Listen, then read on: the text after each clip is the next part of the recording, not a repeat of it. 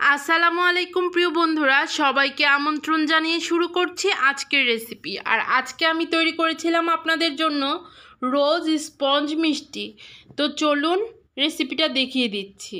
আর হ্যাঁ, যাদের সুগারের প্রবলেম আছে, মিষ্টি খেতে পারেন না, তারা খেয়ে নিতে পারবেন গোটা কয়েক মিষ্টি।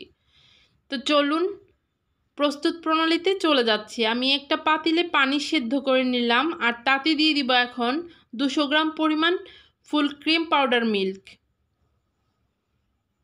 দিয়ে খুব ভালোভাবে আমি দুধটা মিশিয়ে নিচ্ছি আর বলক চলে আসা পর্যন্ত ওয়েট করছি। আর এটা দিয়ে করব আমি এখন ছানা। দেখুন বলক চলে আসছে, আমি চুলাটা এখন অফ করে দিচ্ছি। আর এখানে একটা লেবু আর সম পরিমাণ পানি নিয়েছি। এখন এটা আমি একটু ছেঁকে দিয়ে দিচ্ছি।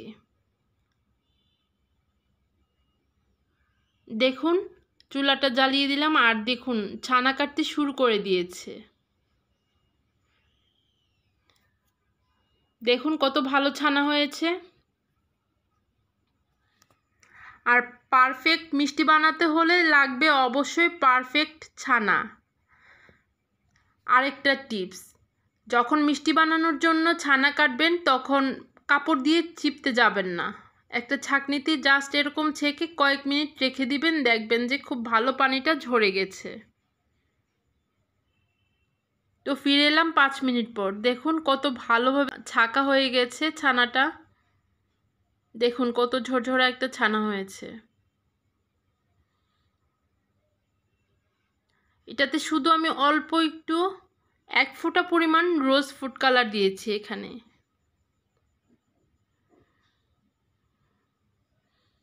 আর আমি মিষ্টিগুলো বানিয়ে নিচ্ছি।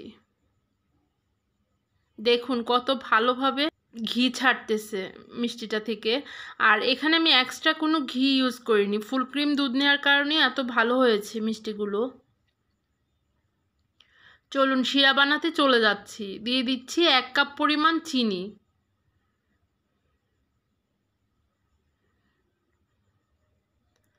আর এখানে দিব 3 কাপ পানি।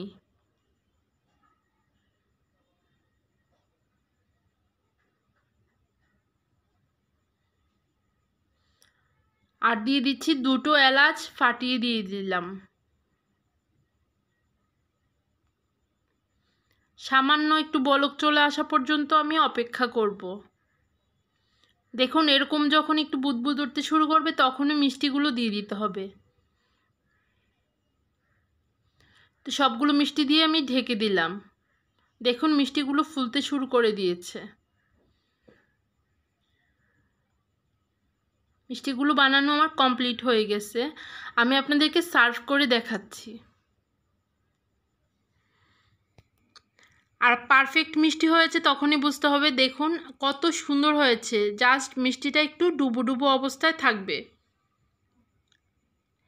চলুন আমি আপনাদেরকে একটা কেটে দেখাচ্ছি।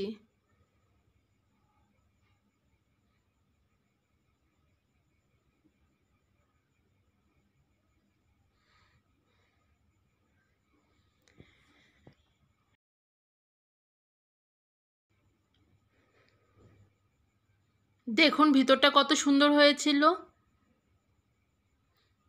সবাই ভালো থাকবেন, সুস্থ থাকবেন। আল্লাহ হাফেজ।